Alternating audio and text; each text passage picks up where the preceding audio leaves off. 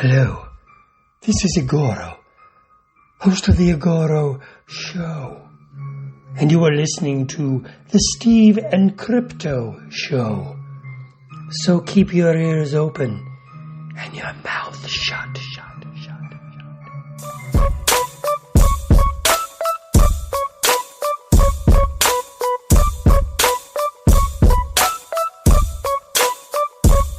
Hello and welcome back to your favorite podcast presented by thestevestroud.com. This is the Steven's Crypto Show. I'm Steve. I'm Crypto Zoo. Welcome back to episode 167. I might have said that number on the last one. I think I got mixed up with the order, but this is 167. I promise you. I don't know what happened. This one. I don't know what happened with that. I think maybe like that might have happened, or it might have mislabeled the promo art. But I don't know. I fixed it. I'm quick to blame myself, so I think I might have said the wrong thing. But it's your fault. It's not mine. Regardless, this is episode 167. Forget what we said on the last episode. This is it, and this is the Crypticon Recap, Seattle Crypticon Recap.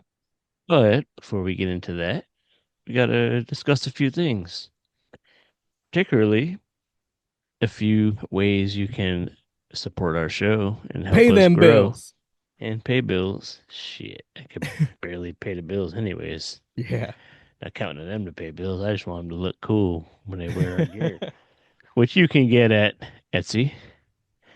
We have a variety of merchandise over there. We have t-shirts, we have mugs, we got bags, we got coasters, we got magnets. We still got magnets up there. Magnets for your fridge. That's right. So we have a hoodie up and did I say shirts? I did. Yep. I'll say it again because there's two different shirt options. But you can go tell them exactly where that site is. You can go to Etsy/shop/Steve and Crypto merch and get those magnets for your fridge. Get them coffee mugs.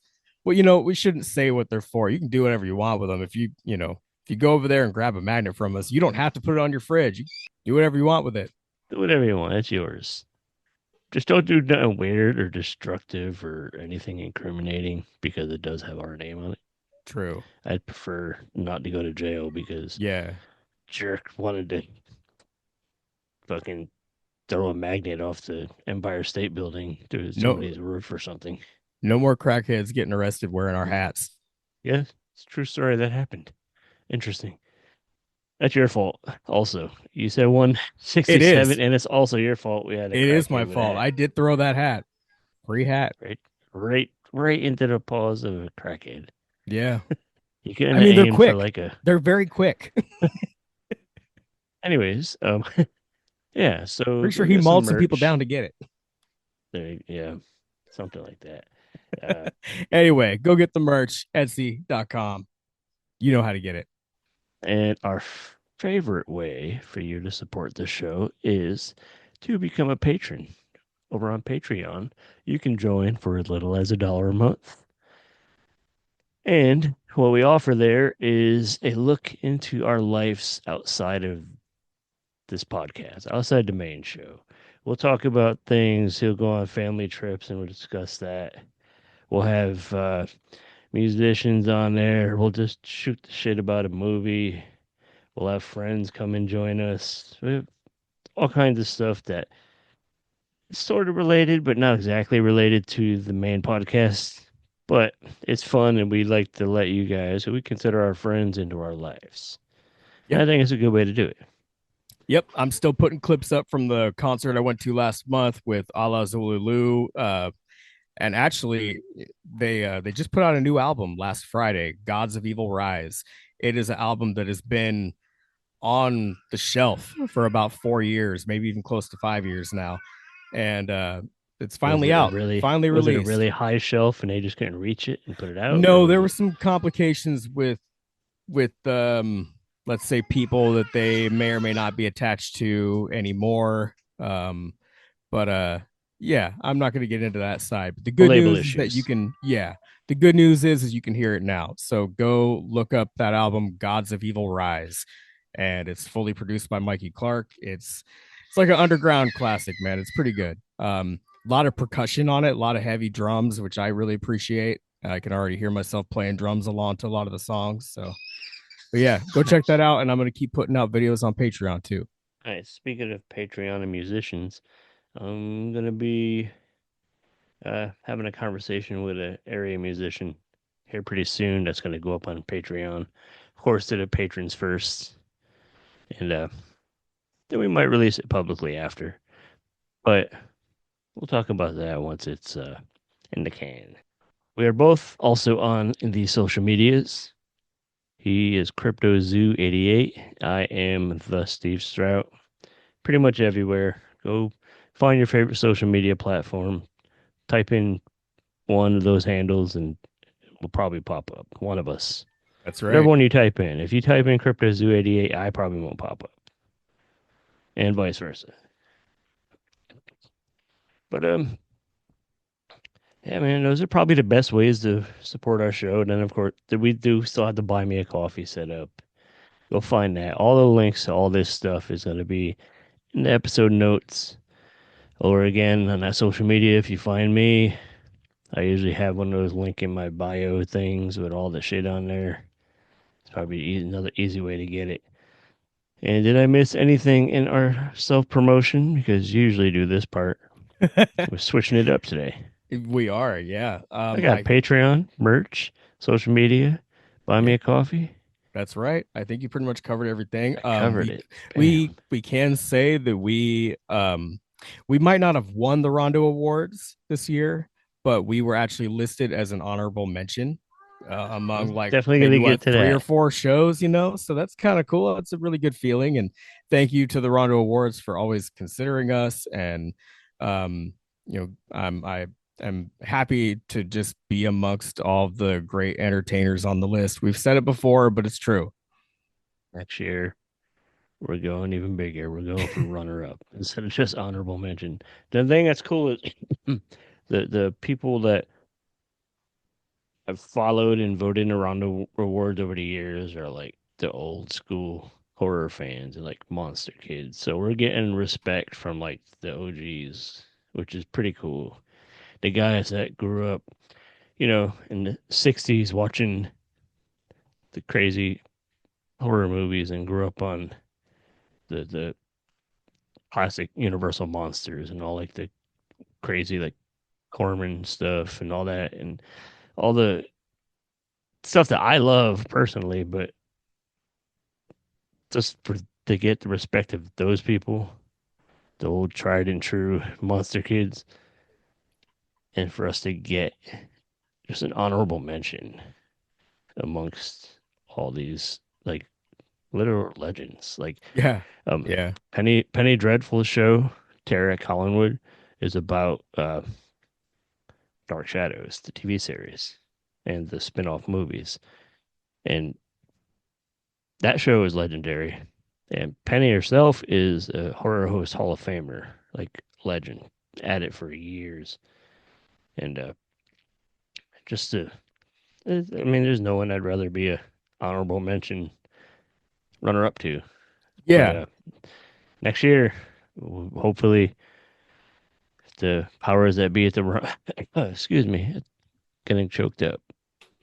No, not really. I'm just fucking coughing, choking on air. But the powers that be at the Rondo Awards don't retire, which there's been a little bit of chatter about that. Yeah, I'm not surprised. It takes a lot of work. And it's 23 years, 24 years, something like that. Well, hopefully, if not, we're back next year and we do better than ever. That's the plan. But we need you guys, our listeners, when the time comes, to email the shit out of them and tell them that we're your favorite show. Whether you're lying or not, just tell them you are. And then when it comes time to vote, We don't mind. It's okay if you want to lie about it. Yeah. Yeah, we're lying, pretending like we're fucking cool and funny and stuff. We're really both fucking losers. But that's neither here nor there. But yeah, the Rondo Awards, that was huge. I feel like we won. And thanks to everybody that did vote. So yeah.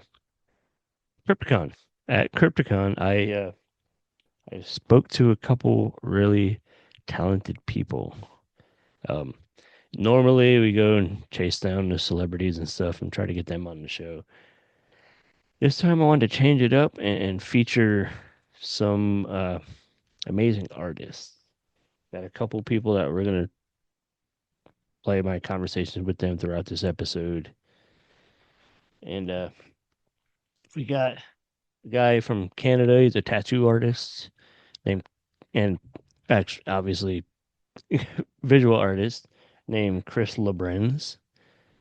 And you might have seen there's this famous piece that's floated around for a few years now of just like all the horror icons. And he did that. Didn't get as much credit for it because he never like watermarked it or tagged it or whatever. So people were like sharing it around, and but he's still, honored that people noticed it. But he's like fucking blowing up. He's putting out crazy, just sick work. Like his art, he he pencils it, scans it, and then he colors it digitally. But his shit looks so good. It looks like I when I first seen it, I thought it was AI art, but it's like just fucking beautiful stuff. And he's putting that stuff down on like shoes. Like you might have seen me post a picture of some Vans with Hellraiser. I did, Fucking yeah. yeah. Yeah, I caught So that. that's his work. That's LeBron's work. But yeah, he's a big pop culture and horror fan, and he was a special guest at Crypticon this year, and I had to make sure to talk with him, and actually hung out with him a whole bunch over the weekend. Chad Shares, some other guys, we all went and hung out and grabbed food, and it got to be pretty cool with the dude, and he's a good guy, and I'm glad to be able to promote him a bit. The other guy I talked to is, first of all, backtrack here, a little setup. You see us posting about Crypticon all the time. You see us posting images and like the logo and stuff for Crypticon when we promote it and promote talking about them on the Stephen Crypto show. That logo, that character, that Gravedigger character, is created by the other guests. A guy goes by the name of Nick the Hat, and he's a Northwest legend in art, and he's the fucking man that creates a lot of the art for Crypticon, the T-shirts that Yeah, Fingers Duke prints for us every year. It's usually his art. Um, he's a wonderful artist. Like Steve was saying, I mean, if you've seen our posts about the event, I'm sure you've seen the characters that he's designed. But if not, go to Crypticon Seattle right now, or just go to Nick the Hat on Instagram, right? Track him down, yeah, track him down. Yeah. Look at his art; it's pretty cool. He's been, he's worked on like board games, a lot of cool stuff like that. Tons of art. Mad Magazine. He's been featured. His work has been in Mad Magazine and just all kinds of cool shit, man. He's a good dude. Known him a long time and have wanted to have a chat with him here for a long time, and finally Yeah. did it over at Crypticon. And so what do you want to talk about Crypticon? What do you want to know? Well, yeah, unfortunately, I was not able to go. It's been a real rough time financially and just, other things going on. So, but I really wanted to be there, and I really hope that we're able to be there next year. Um, Before we get too far, though, um, yeah. thank you, Megan, for coming and helping out, Yeah, thank you. I filling appreciate that in his too. shoes, even though you Yeah. probably have bigger feet than him. But that's besides the point. Okay, carry on, sir. Sorry. I ain't that short. Anyway, um so, I know, I mean, I've been there plenty of times now. I know about some of the usual suspects, the people we can see there. Not even just people. You will likely run into a dinosaur at this event. Um, I did. That I did. was there anything new that really stood out to you that you are not used to seeing there that you think should be like a staple thing, like a Saphira or like just certain other characters that we've seen over the years? Was there something that was Um, that cool? You're like, damn, that needs to be back next year. there was a gang of Krampuses, Kramp, Ooh, Krampusi, Krampies, Krampuses, Krampuses. Krampusistuses. Yeah, There was a group of them. They were there. They gathered to promote the what was it called, the Krampus America Festival or whatever. Krampus There's walk a or something. no, there's a literal Krampus convention over this past Oh, weekend in oh, Bremerton. oh, It was okay. like I'm a just used to legit, the walk that they do. yeah, they do that, but this was a legit convention where they had like That's cool. speakers and like screenings, and they had like a whole outdoor marketplace, and it was really cool. And Krampuses Cool. came from like around the world Well, I in sure hope costume. our friend Ryan, I mean Krampus, was there. Oh, he was. Great. Unfortunately, I couldn't make it, even though I was asked to come, but I just couldn't do it. Yeah. But it's I've been looking online and seeing people post about it, and it looks fucking rad. It looked like a fun event. It looked like one that I want to try to get involved in next year, That would be nice. just because it's local. It's our neck of the woods. It's our kind of shit. Yeah. A lot of our people are there. Yep. Why not, right? Yeah. But that really stood out. That was cool. I mean, we were set up. We had a table this year. That's new and exciting, and I would like to Mm-hmm. see happen more. Yeah. Um, um, um, okay. I Did you think. go ahead? Go ahead. Well, you kind of answered the last one with the Krampus crew. Um, did you get a lot of traffic at the table? Did a lot of people come by with interest? Um, quite a few. Yeah. To be completely honest, I wasn't at the table much. I was kind of It's out hard, huh? mingling, wandering around, making friends, seeing old friends. Yeah. Luckily, we weren't set up as merchants. We just had like a promo table. So Yeah. we just had promo items out. People would come and grab stickers and cards and stuff. And I mean, when I was there, did quite a few people came by, but a lot of times I would just out wandering and visiting. Like this is like the reunion every year. Get to Oh see the yeah. people that I look forward to seeing every year. Yeah. If we went to like a horror movie high school type of thing, this would be our reunion. Yeah, yeah. Except I would enjoy it. Yeah. So that's why I was thinking like high school was in my brain, but then I was like, fuck high school. I didn't enjoy that, Yeah. but I enjoy these people. Lots of good people. Like um, usuals. Uh, Patrick and David, Mad Bros. Yep. The fucking horror addicts. Those guys were there. Yep. Dressed up Like, like reverse Joe Bob and Darcy. yep, yep. Uh, the Halloween Horror Hour crew. They were there. Cool.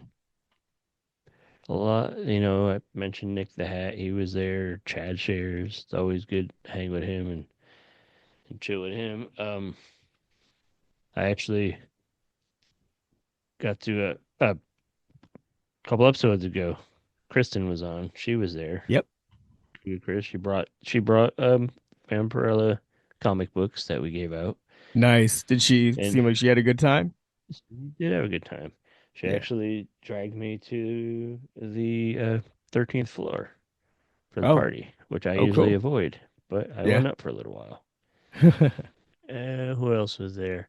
I My roommate was our good buddy Willie, who's been a follower of the show, and he showed some interest in wanting to contribute to the show, which I am 100% for, Oh yeah. because he is like the movie guy. He I'm all watches for it. Yeah. movies every week, and I'm like, whatever you want to do, man. You're more than welcome to pop in anytime. You want to come on and do movie reviews or anything, come through. And he seemed pretty excited about it, and he's a good good dude, great supporter. Um, Unfortunately, I didn't get to see any of the films. Really wanted to. I wanted to see my buddy Joe Sherlock's film. The name is escaping me right now, but the movie did win the best feature in the Crypticon Film Festival, and I'm actually gonna be. That was part of a double feature with another movie. I guess was an anthology and had a segment from Ron Ford, who is another good buddy of mine, who I actually gonna be appearing. Well, not appearing. My voice is gonna be appearing in one of his upcoming movies pretty soon, actually. Cool. Um. So yeah. So Joe Sherlock, his film, his production company, Skullface Astronaut, which has one of the coolest logos ever. Uh, I'm gonna connect with him soon because Stapled Spine fanzine, the awesome horror zine out of Portland, Horror Oregon. Mm-hmm. Uh, I'm gonna interview Joe for an upcoming issue of that, which I love writing stuff for Stapled Spine. It's fun. He lets me do whatever I want, and I do things like lists, and now I'm gonna do a Q&A. He let me do a piece about the horror host in the Northwest. I've done I did 5 of my favorite horror movie remakes or something. Uh, it's cool stuff. It's a cool zine. But I actually found a copy of. There was a vendor there called. Hold on, I'm looking. Called Tomb of Treasure. They have like an Okay. online shop and everything, and they had a fucking full great selection of everything from movie soundtracks to Blu-rays to some toys, collectibles, just all horror themed stuff. And That's cool. of course, I had to buy some stuff from them. Yeah. And shopping at their table, I found one of the issues of Stapled Spine that I write for, that I wrote it Oh, in. nice. Yeah. Like, I don't know. I bought it though. Oh, I bought it, but I probably had copies here. But I was like, hey, that's me. I'm buying it. And I had planned to just give it to somebody at the show, but I forgot and took it home. You're There like, was a lot going on. But you're like, flip to page 12. That article's really good. So I that hear. vendor, Tomb of Treasure, they also started a horror fanzine called Murder Glove. So we have a couple good horror zines here in the Northwest now, which is awesome. Yeah. Um, so Murder Glove is they publish it like full color, glossy, like it's really fucking nice and well put together. But yeah, it's full of like film reviews, and they discuss like physical media. There's an article in here about VHS history and there's all kinds of cool stuff. Like, I mean, readers can't see it, but listeners can't. They're not But I reading, but can. Too bad for it's the a rest of you. yeah, it's a pretty cool, That's a really very well cool put cover. together. Yeah. Um, but I definitely recommend you guys check it out. I mean, it's based here in the Northwest, but it's obviously not exclusive. If you get a hold of it, track them down online. I'm assuming they're on Instagram. Um, you could probably go to tombofTreasure.com and probably track down where to find issues of this. But yeah, man, they're a cool vendor, great zine, and they were like, here, if you mention us on the show, I'll give you a copy. There Of course, I was like, hell yeah, but then I you looked and I go. was like, hell yeah, I'm glad I did. Yeah. But yeah, man, it was cool. I spent more money. I didn't really plan on spending much money, but of course, Hills of Comics, a comic shop out in Auburn. Hmm. It's a great comic shop. It's actually a comic shop, like the old days. Like you go in and it smells like a comic shop, and it kind of dark and just um. He had a box of Famous Monsters issues, and I needed some, so I blew my money wad on a stack of those. And I ain't mad about it though. It's cool. It's a great shop. I like supporting businesses like that, and I had a good conversation with the owner actually. Oh yeah. Which I didn't get his name. I feel like a douche, but I'll see him again at Grit City, or I'll probably go visit his shop. But he wants to have like a horror section, a horror theme section, and he seems very interested in carrying Space Monsters magazine because I'm writing for it. So I gotta get those wheels, get those gears moving, and make that happen. But I'm Yeah. like, yeah, dude, anything, anything to help with a horror section, hit me up. Right. You need to bring in fun guests or something, or whatever. Maybe we'll go do a podcast there or something someday. Um, Yeah. but I had to get to Space Monsters. 'Cause I'm talking about zines and magazines and stuff. We switch, the publisher switch, not we. I'm just a writer. I'm not publisher. I'm not behind the scenes. I'm just writing my shit and like, this is my contribution. I don't want to be behind the scenes and anything like that. I do enough fucking work with this and like our other shit that we do, Yeah. booking us and stuff like that. But they switched from Kickstarter to Indiegogo because Indiegogo is better for this kind of project. So that the Indiegogo is going right now. I don't know how much longer is left on it, but of course I'll put that in the episode notes so people can go find it and get early dibs on issues of the magazine and all that stuff. It's going to be good. We get a lot of cool people. Frank Dietz, a dude from Guar, me. They refer to me as the indie icon, so I'm going with it. I'm going to get a Yeah. fucking t-shirt. I'm an indie icon. Just kidding. I wouldn't do that. That's douchey. But there's a lot of cool people writing for it. And I'm excited about it and honored to be part of that whole crew that's doing it. So look into that, people. Yeah. Go get it. Get a copy. Yeah. Be on the lookout for that. That if you know any local comic shops, bookstores, horror shops, dirty shops, that might be a good place to carry it. Reach out, and I'll pass the info along to the publishers and stuff because we want to get it everywhere. We want people to see it because I think it's going to be a pretty damn cool magazine. But back to Crypticon. Yeah. Should I run one of the little guest conversations? I was gonna say, I it's think that's a good time. Yeah. Okay. Yeah. Let's get to it.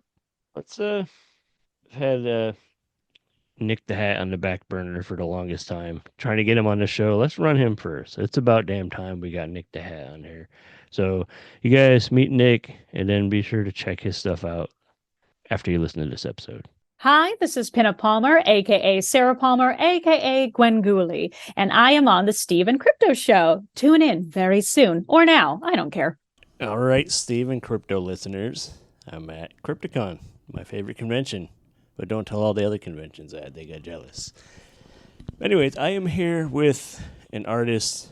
I've known him, been acquainted with him for years through Crypticon. And if you follow this show, you see that I post the Crypticon logo a lot in promotion. Now that little cool logo you see, we're going to ask this guy if he has a name for the character, but they have this logo that makes me think of like the old Crypt Keeper and like Eerie Comics and EC stuff.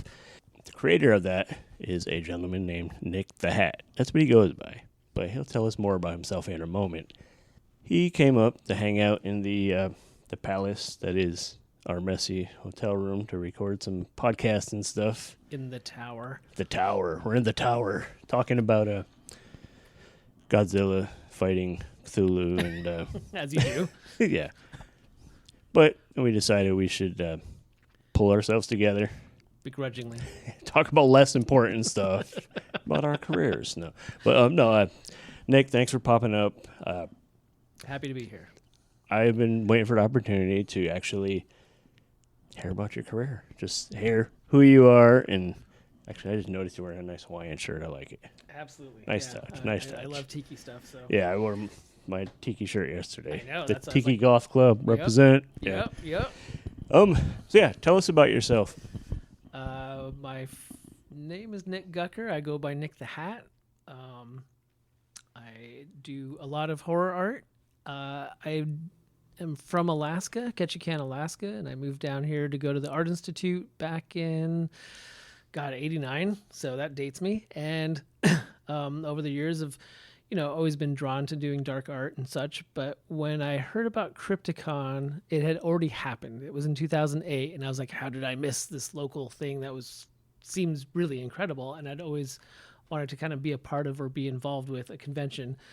And this is before I've ever done any vending or anything. So I ended up getting involved and becoming, I guess, for lack of a better term, a board member, and worked as kind of part of the graphics marketing person and, creating stuff for the con.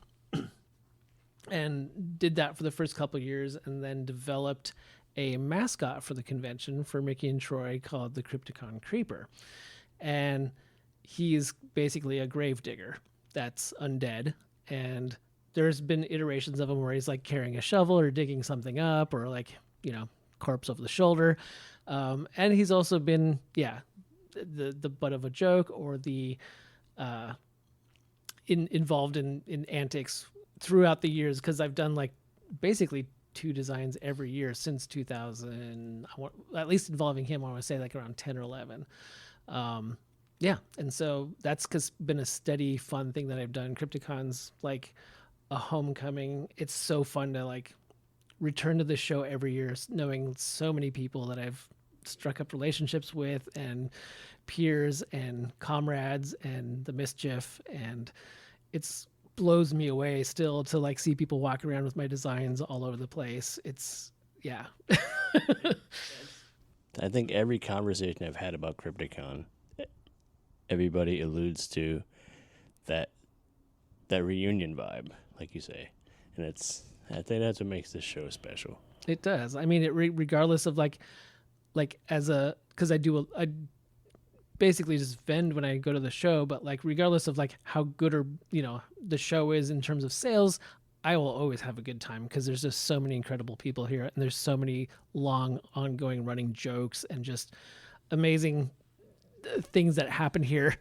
Yeah, it's So, it's weird family dynamic.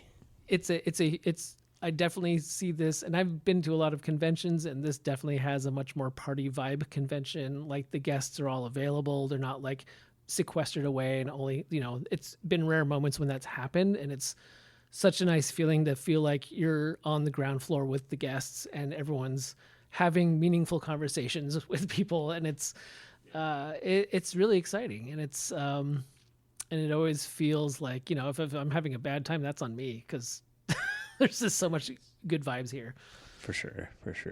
We're an audio show, so people don't see. So kind of describe your style and some of your influences so they Absolutely. get it. Yeah. So I do a lot of like pen and ink line work, working mostly with a brush pen, a Pentel brush pen, which I moved to because of ease and not dipping and not messing.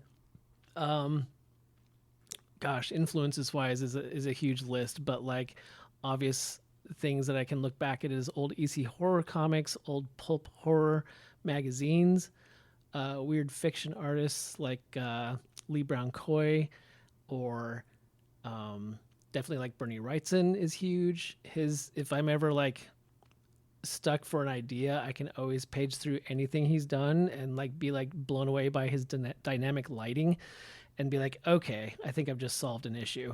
And then of course I'm always attracted to hands, because as an artist, doing hands is always the biggest challenge until you can get it right. And his hands are fucking phenomenal. They're just gnarly, knuckly, fun, and always they're kind of like, if there was no face, the hand could still portray the expression through its motion and what it's doing. Like it's just always kinetic movement, and the hands are a huge part of that directionally. And so I've definitely taken I'm talking about hands. Yeah, definitely Bernie Wrightson's been like a huge influence. There's so many others. There's like Basil Wolverton, just a super weird artist who's had a really weird career doing science fiction and just weird gobbledy looking creations. And as a kid, when you see it like in Mad Magazine, or there was a magazine that came out around the same time in the, I want to say the 70s, called Plop. And he did a lot of the covers for Plop, and they were just super weird, exaggerated. And it was the kind of thing as a young kid, you're like, oh, all the rules are getting bent. It's super, like, I don't know what surreal is at the time, but like that was what was I was just like, it's all stretchy or drippy or like just over the top. And as a visual thinker and looking at that, it just was always like, I want to know more what's going on here. And those would be the things I'd be like either tracing or trying to emulate. I was like, why are you drawing this weird person with giant buck teeth that have holes drilled in them? And why are there nails always on the bottom of the shoes? I'm like, I don't know. That's what is happening. And what I'm seeing in the weird stuff. Like we always had Mad Magazine, and it was normal things. Yeah. You know? And that always had like, you know, Jack Davis would be in there, Al Jaffe. I'm spacing on the name. The guy who did Spy vs. Spy was huge. Like my brother and I were like, let's make a Spy vs. Spy themed card game. And we totally wrote out this whole thing and drew up all these things based on how we could assassinate each other through a card game. Nice. So it's always, you know, the culture that's around you. Growing up in Alaska, there was a lot of like doing outdoor things, hunting, fishing, that kind of stuff. So there's a lot of like involvement with like animals, and I was always been attracted to like sea life and undersea things, and that's always been a source that I draw from, literally and figuratively. You mentioned Mad Magazine.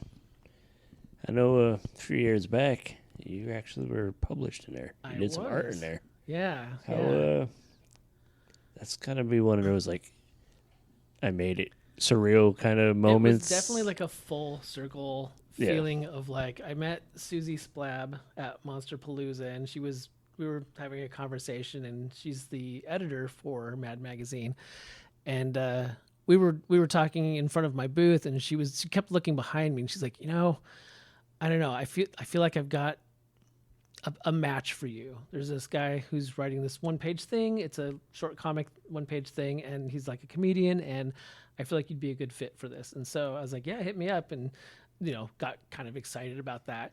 And later, you know, got the email and started getting the script, and it was interesting. I'd never worked this way, but they would format the whole thing in terms of the page layout, and I was just filling in the illustrations. And as I was doing it, it was Cathasper, the friendly elder god. And so I was doing basically like a Cthulhu character that was in the vein of like a Harvey Comics, big light bulb shaped headed kids, like you would like with Richie Rich, or like, you know, Wendy the Witch or Casper the Ghost, that kind of stuff. And as I was kind of drawing up kind of my designs and sending them, knowing that was the vein that they wanted to go with, I was getting some red line, which is like correctional work on like some of the shapes, and I was like, "Oh, interesting. Okay, cool." They're very specific on how they want this to, like they want this to be like very acute to how they want this. Yeah. And I was, I messaged back Susie Splab, and I was like, "Oh, this is interesting. Are you redlining this?" And she's like, "No." And I feel bad. I don't remember his name, but she's like, "So and so who used to work for Harvey Comics on Casper the Ghost." Is actually giving you corrections. And I was like, whoa. Oh, I will get this right. Thank you. and then I was like, this is so fucking cool. I can't believe this is happening. But at the same time, I was like, it wasn't enough pressure that year. I know. It was Mad Magazine, but now. Yeah. So, you know, made sure I got it right. And I was like, is it cool if I show him farting? She's like, whatever you just do the whole thing. If there's something we don't want, we'll let you know, and we'll change it. And I was like, there's this portion in it where, you know, everyone loses their mind because it's Cthulhu showing up in this town. I was like, is it cool if I show Richie Rich pulling out his eyeballs? And she's like, yeah. And I was like, awesome. So, really cool. Yeah. So it was a very fun project, and it was it felt like a very like good experience. Nice. And that was nice, and it was Yeah. Well, it's you earned it, man. You earned it. What are some other interesting stuff like that you've managed to? I was approached by a game company called Forced Prusen, who I think has currently been bought by Funko. But at the time, they have an office above Scarecrow Video, and they reached out to me to see if I'd be interested in working on a board game called Destroyer of Words. And I was like, tell me more. So they brought me in to do basically a demo playthrough on this game, which plays out like initially when you look at the board game, you're like, and this is all very rough pieces and layout, but it's basically doing Scrabble, but with a offensive element. So like the more letters you have in your bracket, it unlocks a different weapon set to strategically take out all the vowels, or like the letters look like, heavy metal letters, so they were all pointy, but the points have specific directions. So if you're actually using the weapon in your set, you can direct it and knock out key letters. So you're kind of obliterating word sets, therefore taking away points. Yeah. And so, and it's a game that goes maybe for about 4 or 5 rounds, because after everyone does a round, like so much changes during the second round. And then it's like, how do we strategize? So it was really fun. They're like, we just want lots of teeth, tentacles, and eyeballs. And I was like, I can do that. Gotcha. And it was that was one of the bigger projects I've worked on in terms of like how many iterations of things back and forth, lots of scanning, taping things together to see that it looks right. Box art. It was fantastic. I had a really fun time working with this team of people, and it was kind of a project that these designers had taken on themselves. It wasn't like part of, because they do like Harry Potter board game, or like some other big franchise name, like Pirates of the Caribbean, whatever. They've got these like franchise names that they're using for some board games, and this was like, we just want to do like a cool heavy metal word game. And I was like, no, I totally appreciate this, and I am on board. This sounds really cool. And that's available on Amazon currently. Okay, like it's available. Yeah. Okay. So if you're looking for Destroyer of Words, you will see Destroyer my of work. Words. Yeah, I'm gonna track that one down myself, because I'm a board game geek, so I'm on it. Awesome, dude. That's awesome. Damn. Since we are here at Crypticon, you mentioned doing other conventions. What are some of the other shows that you like to do? I do love doing Monsterpalooza when I have the opportunity. There's 2 a year, Monsterpalooza and Son of Monsterpalooza, and those are always a blast. It feels like there's just so much creative energy, so many happy people showing up, so many industry people walking around, like tons of people that have been on Face Off are there hanging out. There's just icons of horror walking around. You've got Tom Savini walking around, Rick Baker.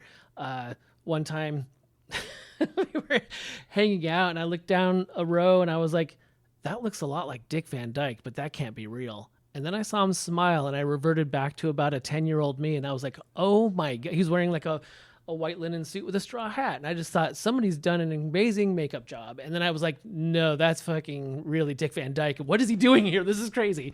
Did you get to like say hi to him? Or? I didn't. I was, I didn't want to like. Yeah. I was. It was just one of those weird things where like, what is crazy. happening? And so many fun moments like that. Like, you're working at your table, and there's like, it's a very busy show, and all of a sudden Slash is standing there from Guns N' Roses with his girlfriend or wife, and is looking at your artwork and wants to buy stuff, and you're just like, what is happening? It's so cool. He's a big horror guy. Yeah. And it's interesting to see what people are horror guys. That's kind of the other side of it. Like Hurley from Lost. I don't know what his real name is, but the guy that played Hurley walked in the show and was just like, hey, and you're Hurley. He's like, yeah. Stop and come over and check stuff out. Or like one of the characters from I want to say Silicon Valley show is Suresh, I think is the name that he goes by in the show. We'll go with that. Go with that. I don't know the show. He's a huge horror nerd and was walking around and had a fun chat with him. You'll see like Guillermo del Toro show up before the doors open. Sometimes he's kind of walking around and just checking stuff out. So there's a lot of weird things that are really exciting that happen. And so that's what it makes that a bit of fun. And there's just amazing things that show up at the show. I mean, So that's a fun. Those are really good, highly recommended shows. I always do the Lovecraft Film Festival in Portland. That's always like in the first part of October. It's at the Hollywood Theater. It's like a 3-ring circus of film, readings, and panels. And they have vendors there, and I'll often vend. And I've had opportunities during some of the being a winner of like some of the live art contests. They call it the Pickman's Apprentice Iron Artist Challenge. And I've won a few of those, and then got the opportunity to do a poster for the show next year, kind of a thing. So that's always that also feels like a bit of a homecoming type shows. That's like a lot of really great people and creatives that show up, and there's people from like all over the world because they're premiering their short film that will probably only show here unless they can get it into other shows. But this is going to be like, very niche. This is their big, this is their big thing. Yeah. Yep. And another show on the East Coast I love to do it's called Necronomicon. And that's a really fun show in Providence, Rhode Island, where Lovecraft, was born and raised. And the convention tries to get you out into Providence to explore the city. And they have there'll be like a quiz thing at a bar a couple blocks away, the different events around the city so that you get out. And they always have like a gallery show in concert with the show itself. And so that gets people out to like Brown University or like the Fleur de Lis or like different places that they've gotten the opportunity to have artwork shown. And that's really exciting and always a fun happening. And it's just cool to be on the East Coast because you realize, oh my God, it's so much older than the West Coast. It is. Like it is. I grew up in New England. Oh, okay. So it's like, and I'm a big fan of like old cemeteries and stuff. Absolutely. And going here and then there, it's like, did they just make this yesterday? Like then there, it's all like the cool old. Yeah. It's beautiful. And in Providence, it's wild because if you just go for like a short walk anywhere, there's these little family plots next to homes or churches. Yep. And you're looking at it and you're like, oh, Herbert West. Oh, you're seeing all the names that he's just ripped off of gravestones. Yep. And these are my cast of characters that are all around the city. And it's surreal. And you're just like, oh, fuck, I'm in Arkham, aren't I? I'm in Arkham. Oh, my God. Yeah, he probably used a lot of the architecture and a lot of there's a church that's central to the story campus of... is like, that's cool, man. Yeah, there's a church that's central to the story for the Shadow Out of Time that's right there. There's the Dweller in Darkness, I think. And then there's so many cool things. There's a troupe in Rhode Island called Big Nazo, and they do these like crazy costumes. They play music sometimes too, but they'll show up to this event. They'll bring them in, and they're like they look like giant like octopus alien things, which of course fits well with the genre of what's going on with Necronomicon. And like they'll do a screening of the Dunwich Horror from like the 70s. Right. And at certain key points in the film, they'll just like show up in the audience walking around waving their tentacles, and it's a good time. It's a good time. Fun. Yeah, it's awesome. Well, I was going to ask what's been some of the cool moments in your convention lifetime, but yeah, running into Dick Van Dyke's pretty. How do you top that? It was wacky. How do you top that? That's cool. What about at Crypticon? What have been one or two fun, really standout moments besides the whole lifespan of the convention? Yeah, one year we held the convention at the Space Needle at their convention center, and that was maybe 2010, I want to say. And Don Coscarelli, the director of Phantasm and John Dies at the End, etc., was there as a guest, and he was super cool and really fun to just pick his brain. And at one point they were like, hey, they're having there's like Reggie Bannister, there was the Lavender Lady, was there somebody else that was a cast member, and it was like a 30-year anniversary thing. And some reason the person that was doing the interview with them live, like on a panel, couldn't do it, and somebody was like, do you want to do this? And I'd never done a panel before, but I was like, yeah, sure. Sure, why not? So before doing the interview, I went up and talked to Don. I was like, I've never done this before. So apologize in advance if for some reason, but I was like, is there anything you do or don't want to talk about? And he was like, actually, I didn't know if you wanted an extra cast member on the panel. And I was like, what do you mean? And he's like, I've got Angus Scrimm on speed dial. And I was like, yes. Hell yeah. Yes. And he's like, okay, well, it'll be a nice surprise to bring to the audience. I was like, awesome. Nice. Up on stage, I'm kind of freaking out. Yeah.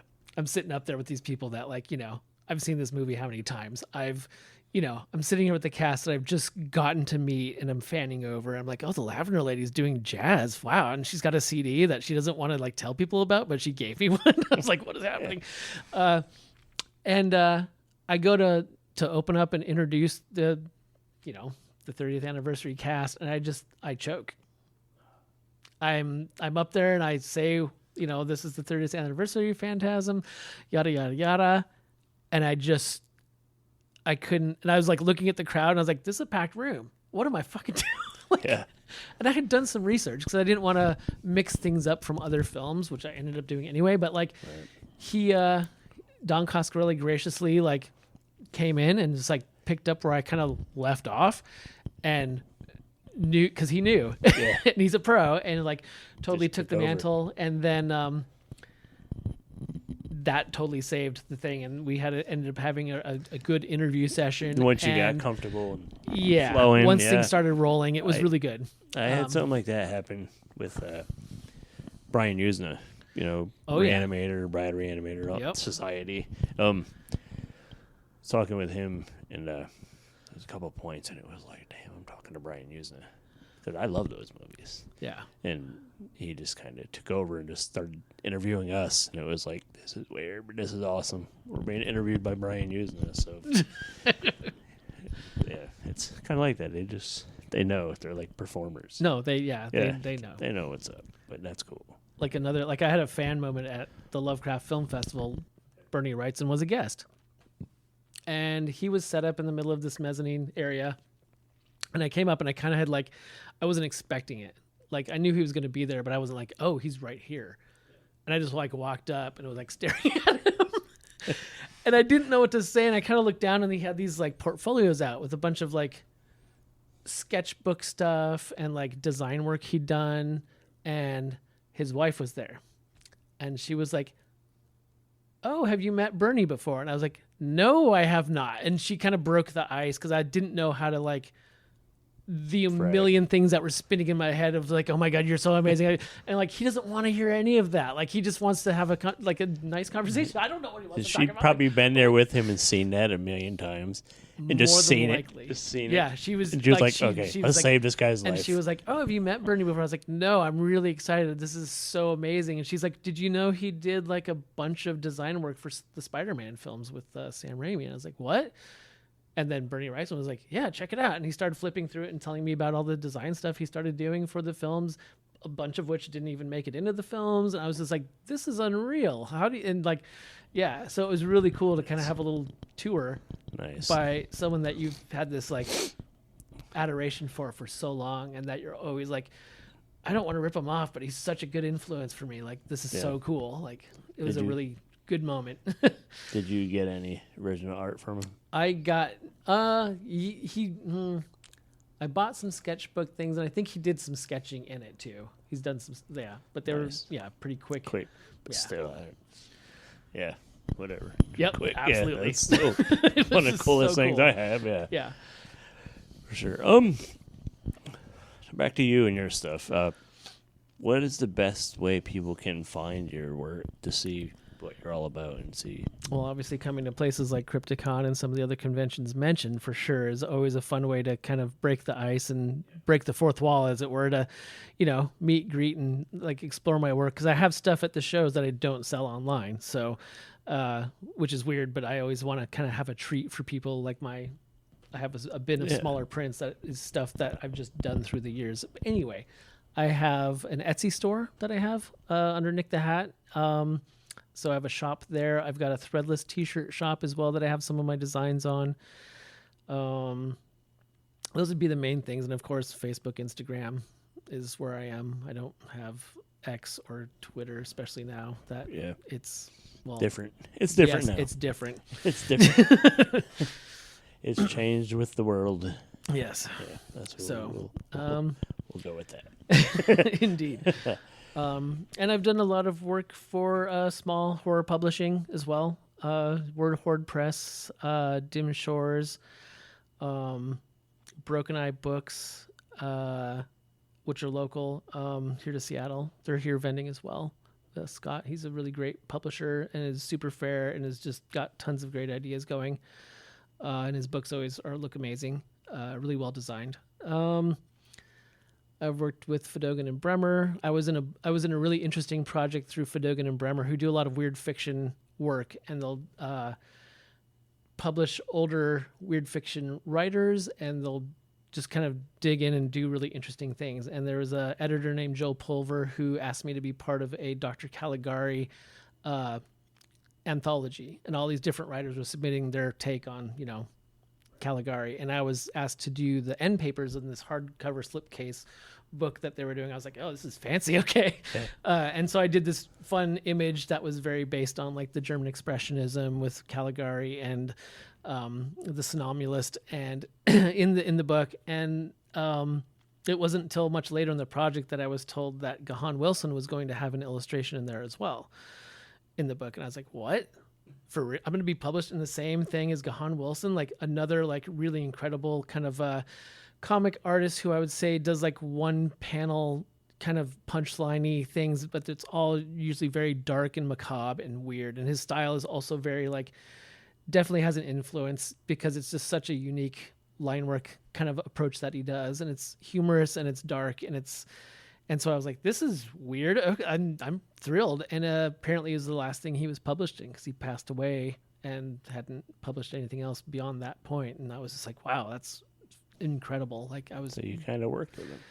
Kind of did. I appeared in a book with him. It was really cool. And it was a funny little small sketch. And it was, I don't know. I can't remember how old he was when he passed, but he was pretty old. So it's cool that he made the effort to be a part of a weird little project that he probably wasn't going to see much out of, That's still pretty cool. It's like for all the other people that worked on it, it's awesome. It's an honor. Yeah. It's awesome. And he'd done cover work for the same publisher as well in the past. So I knew that he had been involved at some point, but I didn't think he was still currently doing anything. So it was pretty neat.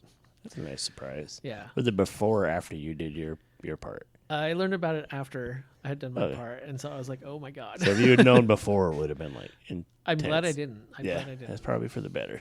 Oh, by the way, yeah, good job. By the way, this is gonna be next to yeah. Most cliche question ever: dream gig. Oh gosh, I would many to be honest, but children's books are always on my mind because I think I have. Even though my art is pretty, horror centric, I also feel like there's a playfulness to it, and I would really have a lot of fun doing some kind of a children's book or series or something that would just be inventively weird. Like the guy who did, I'm spacing, Gamel, I think his name is, the artist who did Scary Stories to Tell in the Dark.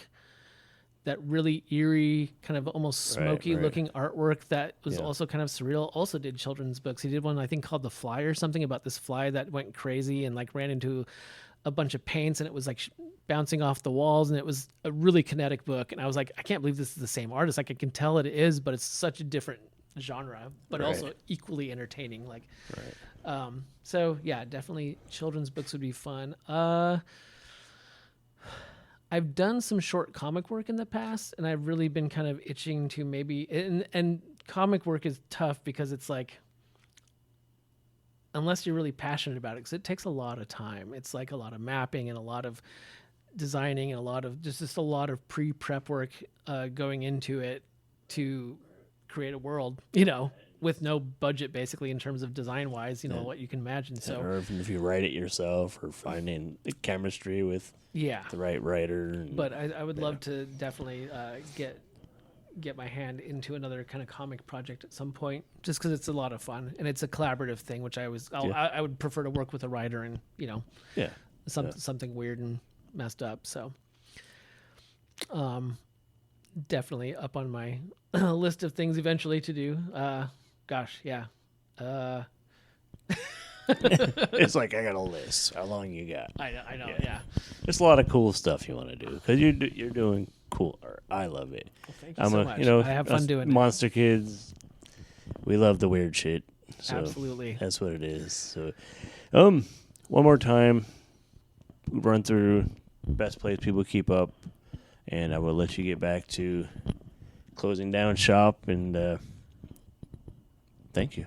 Absolutely. Thank you kindly. Much Yeah. obliged. And we'll see you on the internet. And all the social medias. Just look for Nick the Hat, right? Absolutely. Yeah, Nick the Hat. Nick Gucker works too, but Nick the Hat is definitely. I've got nickthehatart.com is my website, but it needs some help. But yeah, Etsy, if you're looking for my work, you can, I'm Instagram and Facebook. You can hit me up there, DM me if you're interested in things, commissions, whatever. So do it. Find Nick the Hat. I'll make sure to post a link in the episode description, and let's get back to Crypticon. Aye, Captain. Been a pleasure. You're listening to the Steve and Crypto podcast. This is Jack Rudo from the Stapled Spine fanzine here in Horror, Oregon. We write and publish everything from horror comics, bands, movies, puzzles, mazes, dirty jokes, sometimes boobs. I don't know. Come find us. stapledspine.com. Alrighty, we are back.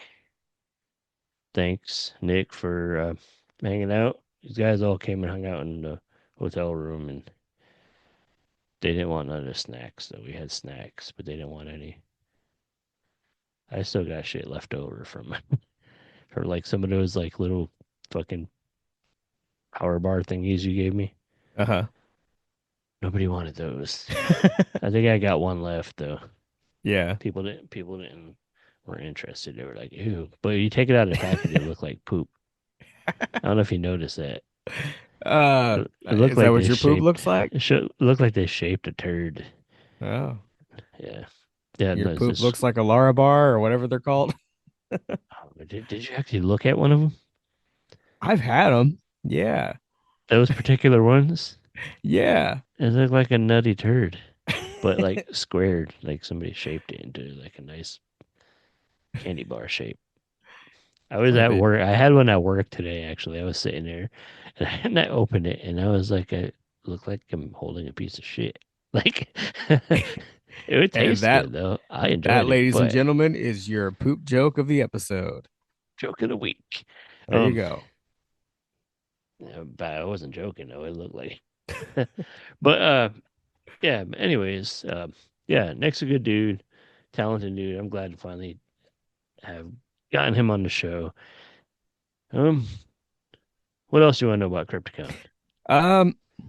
So the celebrity interaction among people, did it seem like people were happy with the guests that were there, or were the guests, were they did they seem like they were into it and that they wanted to be there? Because we've seen both, like you and I have seen a mix of guests there, and we're not saying any names, but there have been celebrity guests that look thrilled and they're laughing with people and joking, and they're excited to be there. And then there's the other side. I haven't seen many bad guests at Crypticon. No, but for most of the guests that were there were very engaging and seemed like they were genuinely having fun. Doug Bradley was awesome. Yeah, he was just, he was very brief but very, very engaging. If that makes sense. He was like, he gave people a moment and took good pictures with people and was friendly. His panel was awesome. He was funny. He was like a smart ass and making jokes, and he was on his game. Cool. Who else was there? Mara Sorvino, who I'm not a big fan of. Yep. But like Rami and Michelle and some other stuff. She was super sweet. I got to say hi to her and chat with her for a few minutes because one of our friends was her handler. Okay. She was really nice, and I ran into her on the elevator and chatted with her had a nice 30-second conversation. Cool. And then we got off the wrong floor and was like, oops. But what about Mr. I think I'm saying his last name right, Mr. Davidoff, the Wishmaster? He seemed pretty friendly. Yeah. I did go over and chat with him for a minute, and he seemed like a nice guy. Did he You know, say he that? had a cool like photo op that he was doing with people, and he had like the big gem, the red Oh, gem. nice. He brought that. That's cool. Yeah, and he was taking pictures of people, having people hold it and taking pictures, and it Oh, was that's cool, man. neat. He seemed like he was having fun. Of course, Joe Bob and Darcy were the busiest, Yeah. nonstop. Darcy Yeah. was super sweet and was asking me, "Oh, what episode are you guys up to now?" And chatted for a Cool. little bit Good. and gave me a hug and congratulated for being a Rondo nominee with them. If I Yeah. had known that we was a Runner up. runner up at that point, she would have gave me a big high five or something after. Yeah. But she's always super sweet, man. Always cool to Yeah. see. And Joe Bob was a lot friendlier this time. Cool. He was very engaging. But last time it was like we're all wearing COVID masks and shit. It was Yeah. just Yeah. I remember being there when you were meeting them. We chatted with them for a minute. I spent so much time like visiting people, and I didn't spend as much time in the celebrity area as normal.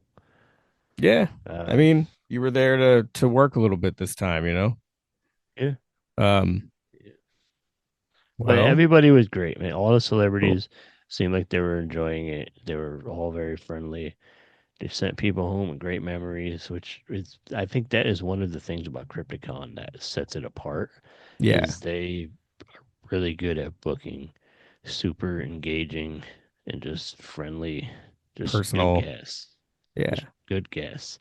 It's not like one of the bigger cons where it's just like sign your shit, go away. Sign your Yeah, shit, go they away. You don't get do no the big time. pro photo op there, Yeah, which I don't mind. Like I'm happy and glad that they don't because yeah, you get to have a little bit more of a moment with whoever you're getting that yeah. photo with.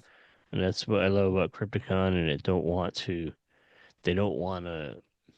become one of those big shows. They want to Yeah, be, in the ballpark of accessible. what it is now. Yeah, They want a little people bit to more enjoy it. accessible than some other Yeah, shows. yep, Affordable. And that's the thing that you guys as listeners, a bunch of you already know this, but if you don't, I mean that's kind of how it works. The bigger the guest, and the bigger the profile for the convention, the bigger that they get, those ticket prices are going to go up, and then people are complaining, why is it so expensive to get in? Well, that's because you yeah. have blank as You gotta pay.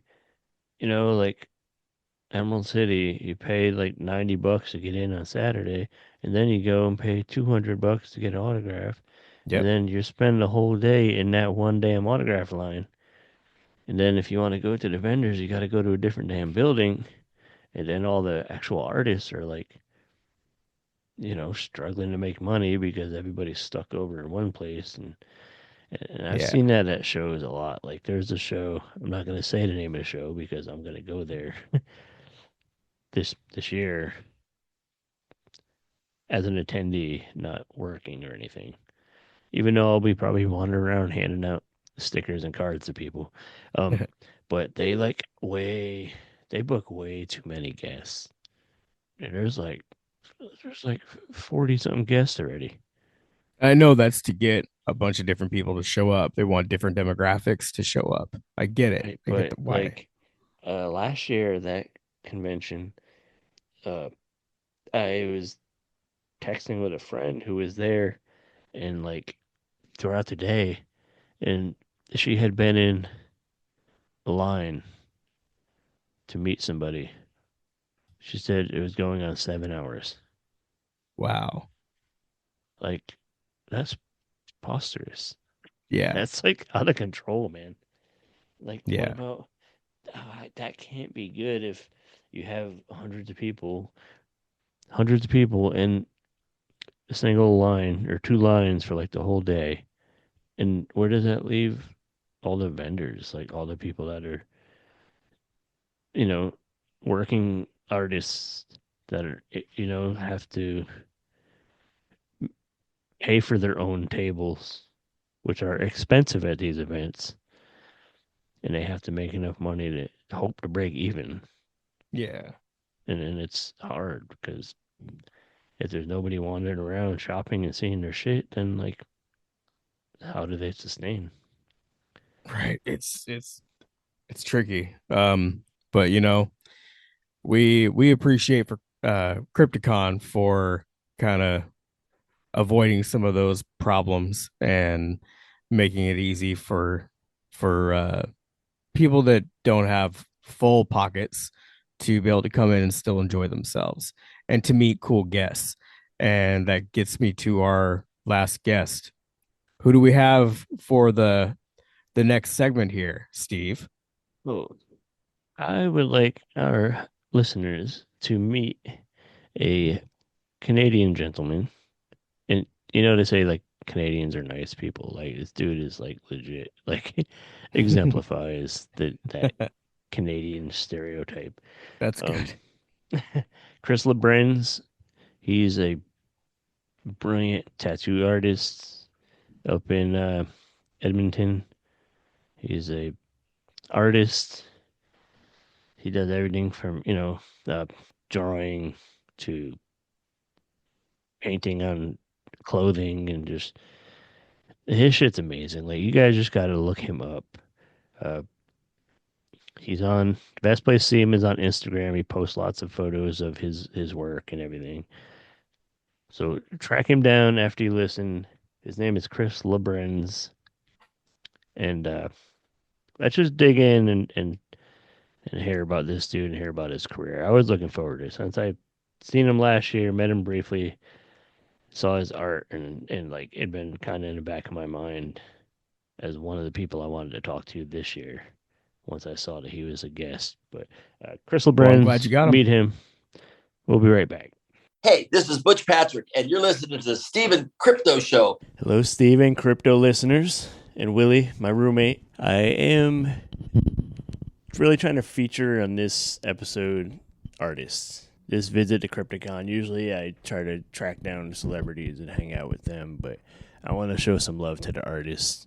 And we have an artist. He's a tattoo artist. He's a visual artist from Edmonton, yeah. Edmonton, Canada.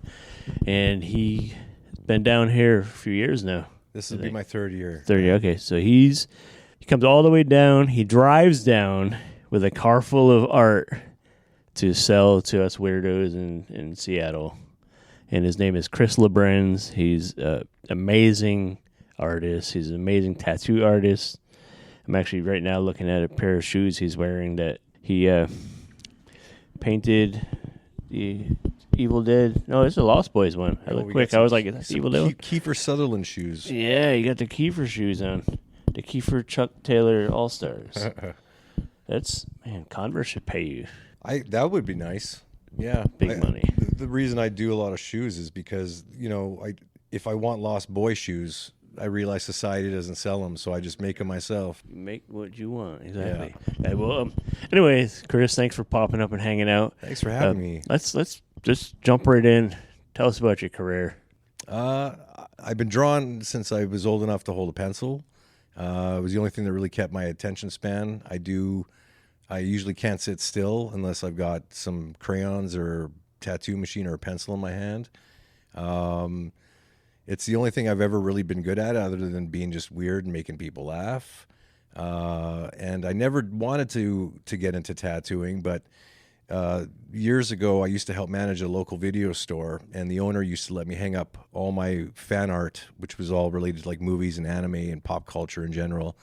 And I started selling art at the video store, and all of a sudden I started to get a bit of a local cult following. And there was a couple that kept coming in every weekend that owned a tattoo shop, and they kept trying to convince me to get into tattooing. They're like, oh, if you love art, and you're good with people, you'd love tattooing. And at the time, I always assumed or affiliated tattoo shops with, bike gangs and drug dealers and soldiers and stuff. And I'm such a sensitive little nerd that I'm like, I don't know if I could do that. I can't hang around these people. But it took her 5 years to convince me just to come to her shop, just to get a taste for it. And at the time, she was tattooing an 18-year-old granddaughter and her grandmother, these matching tattoos. And when they were done, just to see how grateful and excited they were, to have someone's art on their body. You know, they were giving the artist hugs and saying how much they loved it and the great experience. So I thought I'd dip my toes into a little bit, and I fell in love with it right away. And I've been tattooing now for, I'd say, about 15 years, and it's a lot of fun. That's cool. I usually don't hear about artists pursuing like the tattoo shop. Yeah, no, I never wanted to do it. I grew up wanting to be like either in comic books or doing animation. Drew Struzan, who does a lot of the movie poster art that we grew up with, that's what I really wanted to do, was just, capture film and stuff and capture all these moments and put it in one poster. And I still do stuff like that for fun and sell prints like that on the side. That's what I wanted to do. But then I noticed that there are a ton of people out there who just do want pop culture stuff on their bodies. Yeah. And that's mostly what I'm known for in the industry is, drawing Pickle Ricks and Gremlins and Kiefer Sutherlands on people. And so that's mostly what I do is pop culture. But I do dabble outside my comfort zone and do like, skulls and flowers and butterflies and stuff like that too. But yeah, I never pursued tattooing. It kind of pursued me. So have you tattooed a Pickle Rick? I have one on my arm, actually. Oh, right, yeah. And the placement of it is horrible. I know people can't see it, but it's in the middle of my upper bicep and my forearm. So when they put the stencil on, you don't want to bend your arm because I don't want the stencil to dry or a smudge. But when she finished the tattoo, I bent my arm and noticed that it wasn't just a Pickle Rick. It was also a green testicle. So I was going to say potato, but testicle is funnier. Yeah, potato sounds better. Potato, testicle, potato. I'll probably be single for the rest of my life having this on my arm now, but that was a happy accident. That's what we call a twofer. Yeah. Yeah. Two in one deal. If potato too, it could be all. Yeah, a green potato. Now. It's not satisfying. Just tell people, like, hey, look, why are you showing me your testicle? I tricked you. Made you look. Why is it green? I'm like, oh, it's nothing. It's fine. It's fine. But even my body is covered in tattoos, and they're all pop culture related. Right. Yeah. So have you tattooed yourself? The first tattoo I ever had to do was on myself before they let me tattoo any friends or family members. Right. I had to tattoo myself, and at the time, I was becoming friends with, I don't know if many people are familiar with them down in the States, but there was a TV show in Canada called Kenny vs. Spenny. And the show is about two best friends that grew up with each other that do challenges. And whoever loses at the end of each episode, they have to do a humiliation. And I became a huge fan of that show. Right. And I found out that Kenny from the show also was friends with Trey Parker and Matt Stone of South Park. Oh, wow. And I'm a massive South Park fan, big fan of Trey and Matt. And I figured, if I'm going to tattoo myself, I want something simple and something that means something to me. So when I found out that Kenny was associated with this character Butters from South Park, apparently he says he helped create Butters. I don't know if I believe that or not, but even still, I'm like, South Park characters are simple. I'll put a little Butters on my upper thigh. And tattooing yourself is a lot different than getting tattooed by someone else. Yeah. Because your mind is saying, what the hell are you doing? And your hand is like, yeah, let's go. Right. So I would drag a line, make it like a little circle for a hand, and I would take a good hour-long break because I'm like, this is bullshit. This sucks. And I was trying to get other artists to finish it for me, but it took me about 4 hours to finish a tiny little Butters tattoo on myself. So it is nice to get to taste my own medicine. It reminds me of what I do to people, but tattooing yourself, I do not recommend. So were you pretty tattooed yourself before you Not at started? all. No? Nope. My problem was I did like and respect tattoos, but I like too much stuff to, even with being a pop culture nerd, I'm like, which character do I pick? So I was trying to pick things that, for example, that meant something obviously to me. So growing up, Jaws was a movie that my mom and I would watch all the time. So I got a Jaws tattoo. Right. I got Alfred E. Newman from Mad Magazine for my dad. Yeah, I noticed that. That's cool. Yeah, thank you. And but yeah, my whole body's just nerd stuff. Nice. Yeah. Right on.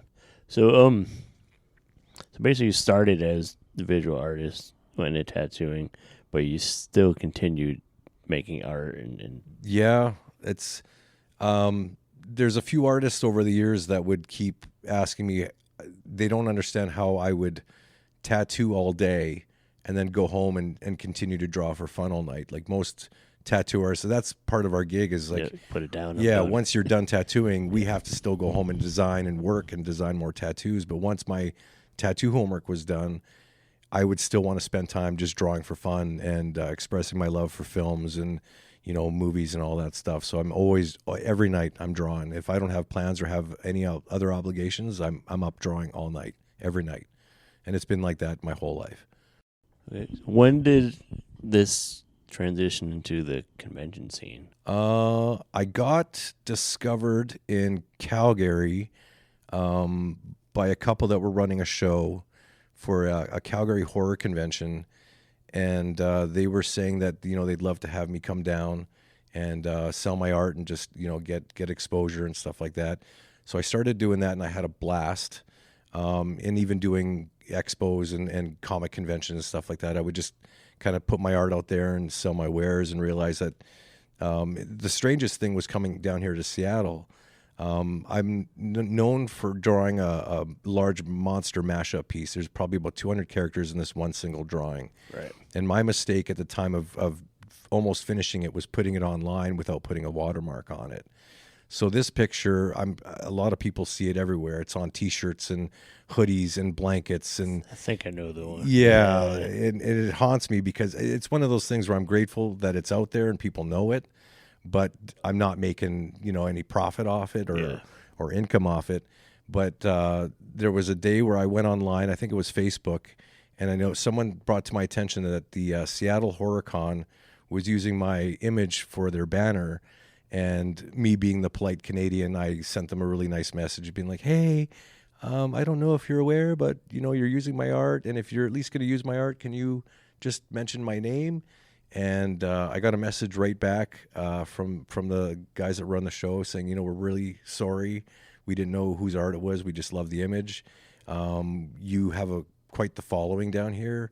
We would love it if you came to attend our show. We would love to invite you down. So I came down 3 years ago with Troy and Mickey inviting me down, and I had one of the best weekends I've had probably in all my life. I just the funny thing about doing horror conventions compared to any other conventions that I've done, even doing tattoo shows, is the amount of love and passion for the horror genre. I've noticed that horror fans in general are the sweetest, most well-mannered, most passionate people in any genre of film industry that I've ever met. So doing the Calgary Horror Show is almost very similar to doing the Seattle show, where it's the same family vibe, the same group of people, even in a different city and a different country. You get the same love, you get the same passion and feeling, and it's just, I look forward to it every year. Yeah, that's definitely a thing about the horror fandom. Is they are passionate, knowledgeable, and for some reason we love to spend money. Oh, we do. we love to spend money. Yeah, and horror stuff is the best art, the coolest toys, it's the most inspirational stuff too. Yeah. Like growing up, the horror genre just makes an impact on you when you're young, and it just sticks with you. Like the first time I watched Jaws, I'd be scared to go in a bathtub because I'd assume that the bar of soap brushing up against my thigh was a shark. Yeah, swimming pools definitely had sharks. Oh yeah, everything. Yeah, lakes, swimming pools, bathtubs. Yeah, that was. They did. You do think about as a kid the things that really stuck with you. It's usually horror stuff. Usually horror stuff. Yeah. A quick story too. I remember my parents were pretty lenient and let me watch horror movies. But my mom was telling me at one point that she wouldn't want me to watch Freddy movies for whatever reason. So, of course, when your parents tell you they don't want you to do something, as soon as they leave and the babysitter's there, I popped in a Freddy Krueger movie. And the first Freddy movie I ever watched was Part 2. And at the beginning of Part 2, Freddy is stalking and trying to kill kids on a school bus. And at that age that I watched it, in that time, we were getting ready to go on a field trip to the West Edmonton Mall water park. And I was so excited for a month to go to this field trip and go to the water slides and go to the water park. But after watching that movie the night before the field trip, I was so scared to get on a school bus because I thought Freddy was going to get me. Damn. And when I woke up, I remember trying to play sick. I'm like, Mom, I don't feel so good. I should probably stay home. And she's like, you watched that goddamn movie last night, didn't you? Yep. You're getting your ass on that school bus. See, if Freddie didn't get you on the bus, Jaws was waiting at the water park for you. Yeah, exactly. Yeah. So there's impending doom everywhere when you're a kid. Definitely a sick day. Yeah, yeah, right. But that's the thing is like these characters in these movies, they make such an impact on you when you're a kid, and you just grow up to just love and respect them and respect the art and the craft and the makeup and all that stuff. So I love the horror genre. Yeah, it's definitely does stick with you, and those things that did scare us. It's like we're passionate about it now. Totally passionate about it. It's weird how that worked. But Well, even my daughter is going to be 10 this fall. So her having a dad that has a house full of life-size Jasons and Gremlins and a bathroom that's Jaws themed, she's always been surrounded by it. And in the last couple months, I just started to get her to watch horror movies. And I've noticed that she's not scared of anything. She's pointing out, like, Daddy, how did they do that? Like, Daddy, how the makeup on this movie is so cool. We were done watching a movie. I'm like, you weren't scared at all? And she's like, no, that was really cool. I'm like, it was cool? Like, I'd let her watch a Chucky movie, and she's like, I'm like, weren't you scared? She's like, no, but he's got a really bad potty mouth. I'm like, yeah. But I'm like, she wanted to watch part 2 the next day, and I've got a life-size Chucky at the house, and I use the bathroom. I come out into the living room, and I notice that she's sitting on the couch with Chucky. And I said, what are you doing? And she's like, well, I thought Chucky could watch it with us. And I'm like, if I was your age watching Chucky 2 after watching Chucky 1, that doll would be in the closet or out in the yard. Yeah. Yeah. I'm like, she's way braver and wiser than I ever was. It was like my oldest horror memory was the original Night of the Living Dead. Mm-hmm. And after watching it as a kid, it was like, yeah, I'm not going to the cemetery. Yeah. That's scary, man. I don't want to pay respect, so you're going to get your brains eaten out. Yeah, he's going to attack you, and he's coming to get me. Right. He said, just like Barbara, he's coming to get us. Yeah, So. coming to get you, Barbara. Yeah, but now it's like, I love going to places like that. Yeah, to try and find that feeling, that essence of your youth back. Yeah, man, it's crazy. It's wild. But how this is probably a tough question, but how does working in the tattoo industry kind of compare to doing like the convention scene and selling art? Or is it kind of all for you? It's probably just like one. It's all like cross promotion, really. Like, putting art on people. Even getting to know people on a personal level. Like, tattooing is a very personal experience. So people, a lot of the times, if they're stressing out or anxious, they really kind of either shut up or they open up a lot to you. And you start telling each other about, your likes and your dislikes and passions. And most of the time with my clients, we start talking about films and movies and stuff we grew up on. I don't know if I'm hitting the nail on the head or not, but doing the conventions is the same thing. It's like you're very similar. Yeah, like you're like, for me, I'm a little bit known for doing the pop culture stuff. So when people come up to my booth, I'm doing the same thing. I'm talking about films and movies and passion. So I never grow tired of talking to people about these movies and such like that. All this art, and so it's similar vibe, but just different medium. Yeah, when I'm at a convention, people like me more probably because I'm not scraping a needle on their body. That's a fair. Yeah, that's fair. Well, I don't know how many times if I'm tattooing a friend, if I've been tattooing a friend for maybe a couple weeks out of each month, right? They'll turn to me like, do you think we could hang out sometime when you're not stabbing me? And in my mind, I'm like, well, I'm having fun. Yeah, but I'm like, yeah, I guess we could hang out one day when I'm not stabbing you. That'd be all right too, I guess. Right.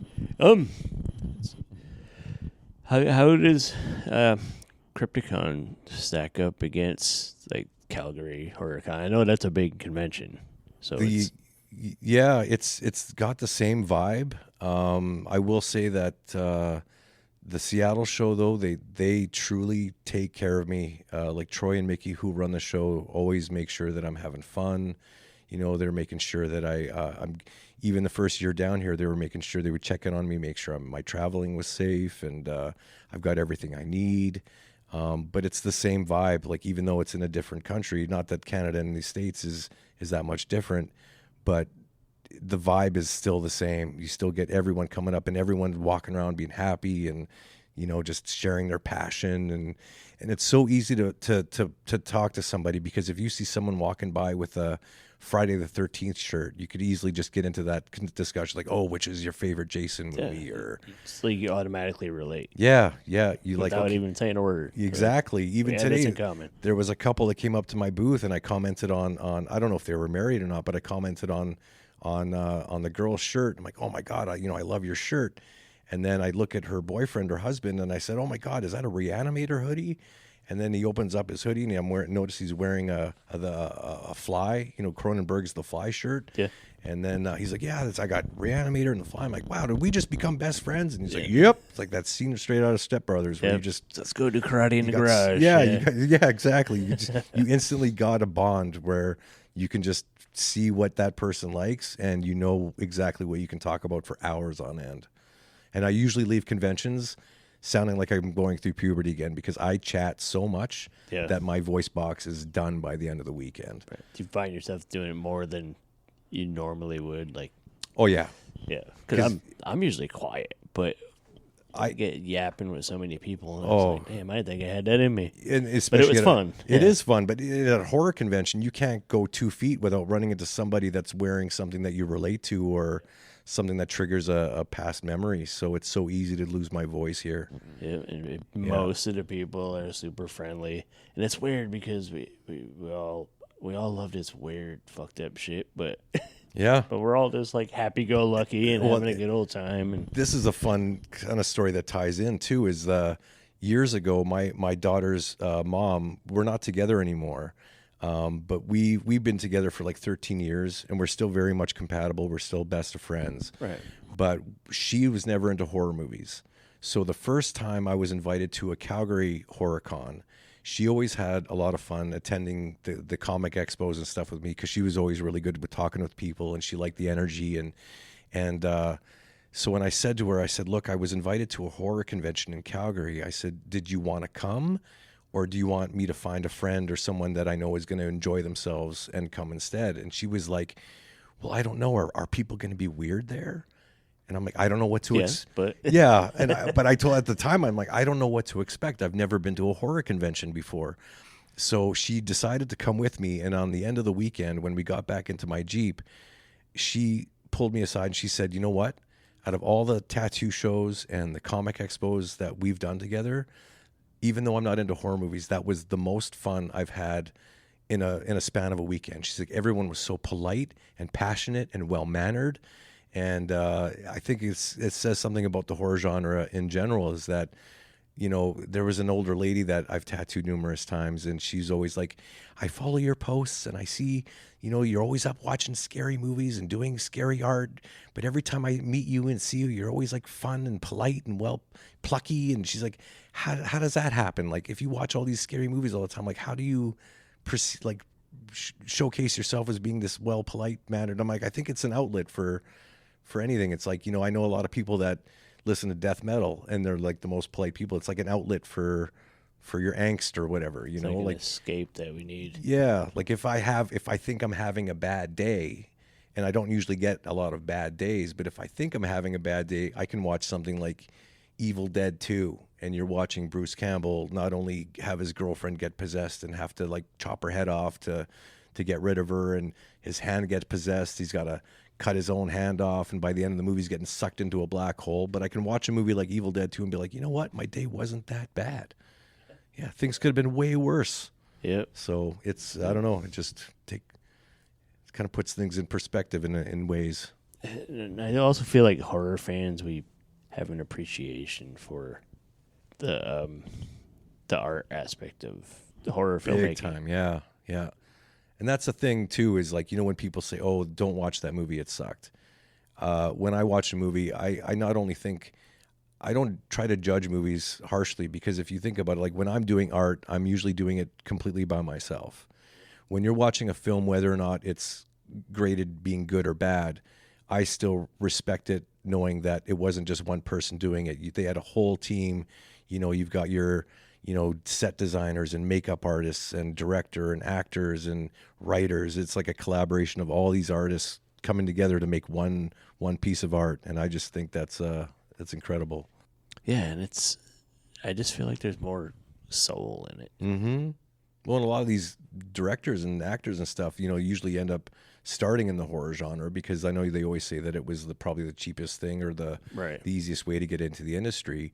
But a lot of these B-grade movies that were, their first start, like Wes Craven and John Carpenter and Sam Raimi and stuff, making Evil Dead as a passionate, film, ended up making big careers out of it because they just had passion and just had fun doing it. But even if some people say, "Oh, Evil Dead wasn't a great movie," I'm like, it may not be a great, blockbuster movie, but when you look at it as a whole piece of art, to me, it was just an amazing piece of film. And we're still talking about it. How many years later? Yeah, that was like memories. We remember more late scenes 70s, from early 80s. Yeah, you remember more scenes from Evil Dead than you do, the Marvel movies. You know what I mean, they made an impact. Yeah, yeah. And then they stand the test of time. Yep. So we mentioned being influenced by movie poster artists and stuff. Have you had opportunity to do any posters for any movies? Yeah, nothing that most people heard of, but there's been a couple films on USA, Netflix. There was one movie called Residue that I got the privilege of doing post art for. They were re-releasing a copy of William Shatner's old movie Kingdom of Spiders on Blu-ray. Okay. A few years back, and someone pitched my name and said, "Did you want to recreate and do your own art for the poster for the DVD for that?" I've done that, album covers for bands, and I've kind of dabbled all over the place. Yeah, I'd love to do more of that stuff, obviously, because Drew Struzan, like I said, is probably one of the biggest influences of my life. You could see it in your work too. Thank you. In your prints and stuff. I was like, that's very, very movie poster, that's kind of stuff. That's always what I kind of driven for. Yeah. Sorry, I didn't mean to cut you off. No, that's fine. Is there another avenue in art, another medium that you've always wanted to try that you haven't? I've always wanted to do conceptual art. That was something that I wanted to do as a kid as well. I've always had a very vivid imagination. I've got portfolios full of creatures and monsters that I've designed, and I think to design or a monster and then to see it come to life on a film is like a bucket list thing for me. But yeah, I've got portfolio. I used to get busted in school a lot for drawing monsters, and teachers would assume that I'm drawing pictures of them. Even my dad would be like, "I don't appreciate you drawing pictures of me with big fangs and horns." I'm like, "It's not you, Drop your ego a little bit, Dad." Funny. Yeah, it's not you. Funny. Yeah. He just thought it was badass. Yeah, right. I thought it was cool. Yeah, he was hoping it was. Yeah, him, you're grounded. I'm like, I didn't. Well, I mean, doing these shows is probably the right step in that direction. Or is a lot of filmmakers and stuff come to these events. Yeah, so looking for cosplay artists and visual artists. Yeah, and all that kind of stuff. Yeah, you never know who's walking around, and I've had opportunities like that. Numerous times where you don't know who you're talking to, but you end up hitting it off, and someone may like your art and be like, "Hey, we thought you'd be good at, taking on this project." And then, of course, I'm like, "Hell yeah, I'd love to dabble my feet in that." It's like the Funko guys. Yeah, that have been hanging on all weekend. They liked your art, and that's the thing. Like I remember when I was asked to do a design for a Funko Pop box. I know my kid really likes the fact that Daddy's an artist and I'm visual and all that stuff. But when I said, "You know what? Daddy gets to design a Funko. I'm going to have my art on a Funko Pop box." She's like, "No way."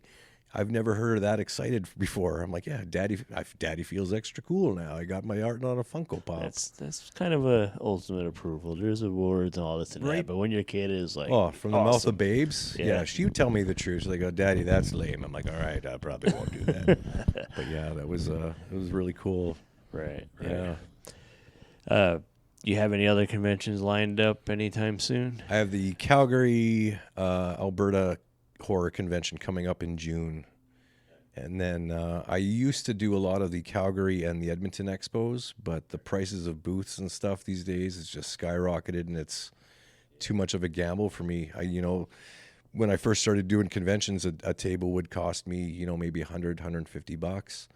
So you take your wares and, you'd end up making profit. And nowadays it's booths are like $1,300, $1,400, $1,500 That's for a crazy. 10 by 10 booth. That's crazy. So if I have to spend money making art and prints and stickers and hoodies and such, and then pay for a booth and travel and food and gas and all that stuff, it's a gamble. So, and that's another reason why I've been very grateful coming down to Seattle is, Troy and Mickey help with the payments of my room, and they pay for my booth.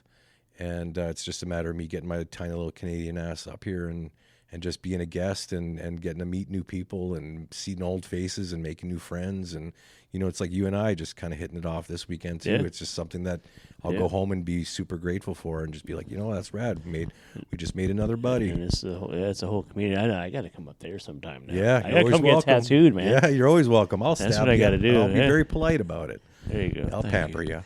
Just don't put on Step Brothers. No, I promise. You No mentioned comedies. Step You and I Brothers, will like, watch horror movies. Yeah, We'll know when all there the you jump go. scares come. There you go. Night of the Living Dead. There it is. Yeah, comfort food. Classic. Yeah. Just relax, chill out. That's right. Anything else exciting that you're working on, or anything that you can mention? There's always, little coals in the fire, but yeah, no, not really. I'm just trying to focus on more art and just fun projects on the side, and focusing on tattooing and stuff. And until other opportunities arise, I usually just jump on those, like the Funko Pop, or when bands are like, "Hey, we love your art. Would you like to do our art cover?" And I'm like, "Yeah, I'll spend the next, couple weeks focusing on that." I always just do it day by day now. Yeah, there's been aspiration of doing comic books and stuff, but that's a lot of work and attention. But yeah, I usually just take gigs when I get excited, and they do happen pretty frequently. So I just see what tomorrow brings to take on that battle. Mentioning basically, you like to do conceptual stuff, movie stuff. What about in the tattoo world? Is there any piece that you've always waited for somebody to come and ask you to do? Is there a image or a certain character or something that you haven't done yet? It's getting rare because there's not too many that I haven't done. And that's the funny thing is half the time, because I only have so much skin left, but most of the time somebody comes in and I want this character on my body. And then I remember how much I love that character myself. And I kind of get jealous. I'm like, I don't have a Mario Brother tattoo on my body yet. I'm like, why don't I have Ninja Turtles on my body? Why don't I have a self-portrait of Eddie Murphy on my leg?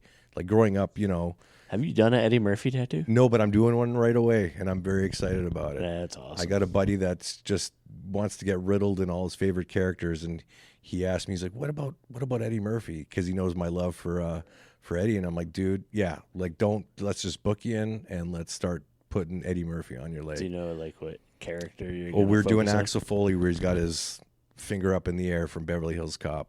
Yeah. Did you watch the new one, XLF? I did. It was all right. It was all It right. wasn't bad. Yeah. It was nice. It was I think it was a nice. It was refreshing after seeing part 3, because that was one that I think we all just. I know even Eddie Just skip Murphy's it, not proud of that one, so it was nice to see him reprise that role again. Yeah. I miss classic Eddie Murphy. Right. And we live in a strange decade too, where all the 80s stuff, we're getting sequels for movies that were made 30, 40 years ago now. Beetlejuice and Beverly Hills Cop and all the money grabs. Yeah. See, that's what I liked about Beverly Hills Cop, the Axel Foley one. It didn't feel like that. I think maybe because it was Netflix, so it didn't feel like it felt more like a pushed you passion in a project. theater, yeah. Yeah. Because I know even he wanted to kind of reclaim the role of Axel Foley after the third kind of flop, and just kind of bring him back to the limelight again. And yeah, it was refreshing. It felt like he was into it. Yeah. Not just I think we all missed his original laugh though, and I know he dropped it because he thought people were always making fun of him. But that's the only thing I missed. That's one of them things. Yeah. Yeah. How do you stop laughing normally?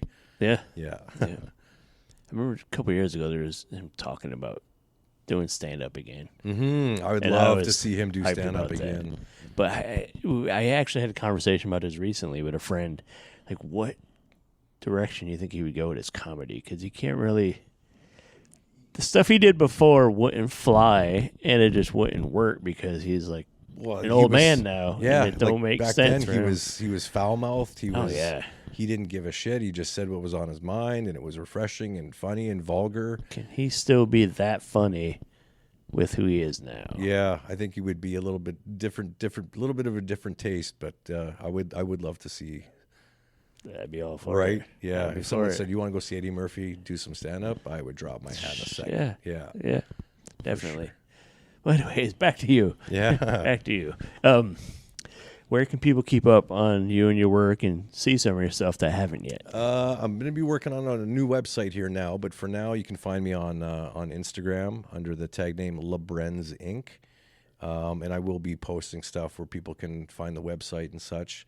Even on Facebook, I don't discriminate if people, friend request me, as long as I see that there's no, hate and bullshit or stuff on their page. I usually end up just letting people follow.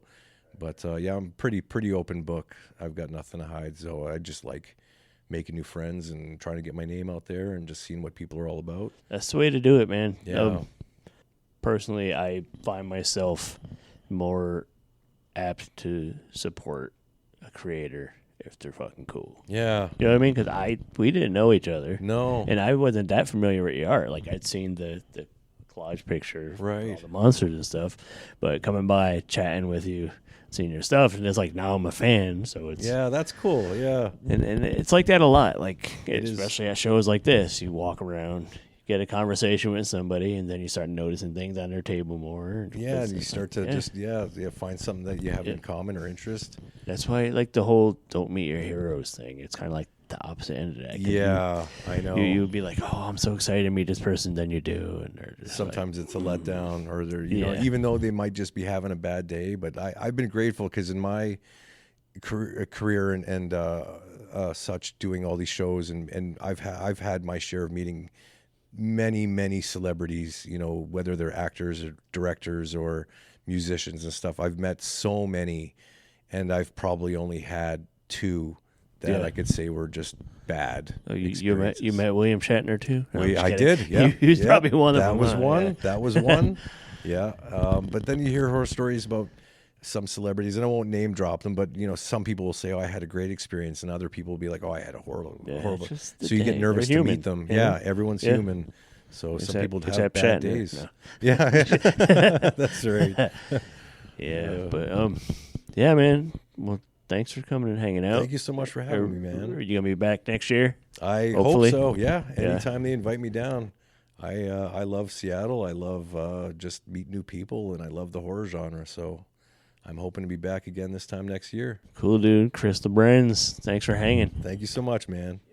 Hey, this is Dr. Gangrene. You're watching the Steve. No, you're not. You're listening to the Steve and Crypto Show right here on whatever network you're on. I don't know what you're on. Don't ask me. I can't see what you're doing, but keep listening and tune in next week for more cool content on the Steve and Crypto Show. And we are back.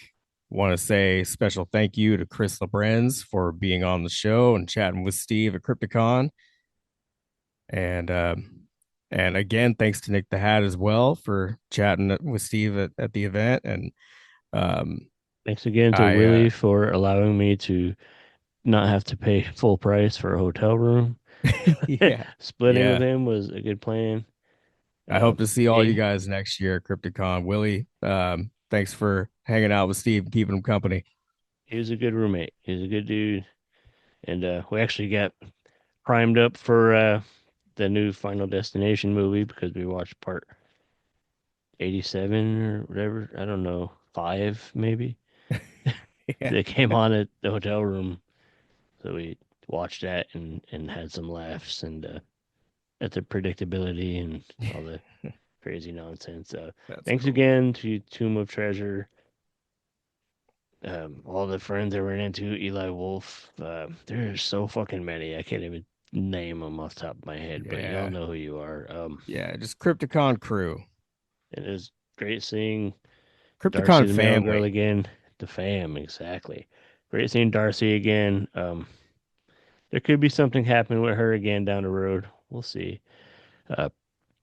I kind of saved this my highlight of the event. You know, I'm a fan of old movies, old horror, old sci-fi, Yeah. and you can't be a fan of that old stuff without loving Vincent Price. I knew where you're going. I'm a big Vincent Price fan. Obviously, was never able to meet him. I was a little young when I was into, when he. What, you were or too he lazy back passed. then to He go meet passed the in- guy? Come Well, in on. '93, I was probably, let's see, I was like 12 years old, 13 years old. I was busy Could have like made it happen. Huh? No? jerking off and playing basketball or something. Um, but his daughter has been carrying on his legacy, not acting and stuff, but she's been touring and she does a great presentation about his life and career. Um, she does great Q&As about him. She has amazing stories about him as, as a dad, as the man other than the person we see on screen. Yeah. And a lot of very like touching and great stuff. And I got to chat with her a whole bunch over the weekend. I stopped by and BS, and she's a great person. She's a wonderful speaker, sweetest person you'll meet, and just appreciative of how much us fans love the legacy her dad left. And yeah, she's amazing. And I got her info, and I am gonna reach out. I usually don't like to talk about stuff that's gonna happen on the show until we have it, but Right. she told me she wants to come on, and gonna talk with her at some point. I don't know when. Scheduling. She's super busy. We're busy, but we're gonna make it happen at some point. So Yeah. I'm gonna have Victoria Price on here, and I even bought a copy of her dad's cookbook That's cool. from her, which is pretty cool. Nice. But yeah, that was awesome. And my other highlight of the weekend was I got a notification and an official invite, which was kind of teased a little bit, but I will officially be returning to Spokane for the Halloween Expo. Look on HalloweenExpo.com. Return of the indie icon. Look at HalloweenExpo.com. They're right on the website. You'll see my dumb face on there. I wish I could be there. Representing the Steven Crypto Show. Wish you I'll could be be there in there. spirit. I'm going to be there. There was a actor announced from one of the Halloween movies. And another one I really want to talk to for this show is going to be there. The fucking Crypt Keeper. John Kassir is going to be there. I saw that, yeah. And we met him by at the end of that Crypticon like a year or weekend, two ago. briefly. I didn't get to really meet him, though. Just said hi to him. Yeah. But by the end of the weekend, me and John Kassir are going to be best buddies. And yeah. Cool. But that's in October, middle of October. We'll start hyping it more as we get closer. But yeah, we're coming back to Spokane. Spokane was awesome. You got to get out there. Yep, I want at some point. If not this year, at some point. Yeah, as long as they keep wanting us out there. Yeah. Anyways, yeah, man. All right. Crypticon ruled. It always does. Halloween Expo is gonna rule. That's right. All our favorite shows rule. Everything fucking. I don't know. I'm just kind of like on a high from Crypticon. I've been in a funk lately, and I needed that weekend. It would have been better if I didn't spend as much money, but that's gonna happen once a year. Got to see all my people. Got to see the fam, and just have a good time. And hopefully, you guys have a good time hearing us blab about it. So make sure you guys go check out the guests. Check out Nick the Hat. Check out Chris Labrenz. You're gonna dig their stuff. Everything. Follow them. All the stuff will be in the show notes and episode notes, where you can support us. Patreon, buy me a coffee, fucking our social medias, merch shop. All that stuff is going to be in there. There'll be links to Space Monsters magazine. Follow everybody, subscribe, like, and all that. All the stuff that all the YouTubers like to say, support, like, subscribe, fucking rate and review us. That's right. Go support some indie creators. That's what my article is going to be about in Space Monsters. Support indie creators. Help create some new indie icons. I need friends. Yeah. And, but anyways, I'm gonna shut up with that bullshit. Stay tuned, guys. We will be back with something great on 168. We will catch you next time. Steve the Crypto Show signing out. Peace.